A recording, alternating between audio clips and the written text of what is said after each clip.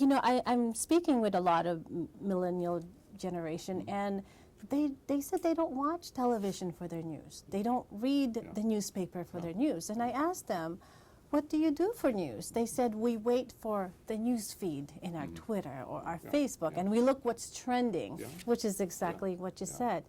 Is that going to be the future of how we deliver information to the new generation? Because couldn't that be dangerous? Because a lot of these sites may not be reputable. A lot of this news agency may not be fact-checking.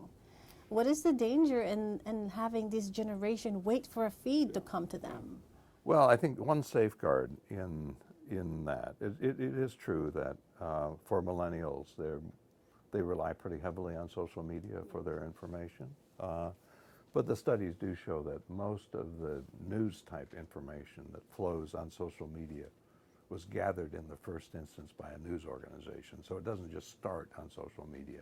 It comes from somewhere, and it usually comes out of news stories, you know, from news organizations. So that's kind of a safeguard about what kind of information they're getting. Sometimes what social media can do is to alert people who don't pay much attention to news to important stories, and then they might go and seek additional information.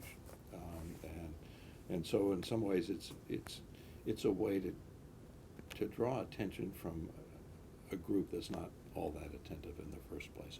It's one way to reach them, and then maybe they'll seek greater understanding. So Thank you so much for having us. It was a pleasure speaking with you. Thank you. Despite the many new forms of media that is now available, there's still hope for our new generation that they'll be able to use these to their advantage to make the right decisions, especially on Election Day. I am Sarah Nachman from Washington, D.C. Bureau here at Harvard University for The Nation Decides, and I am one with 25.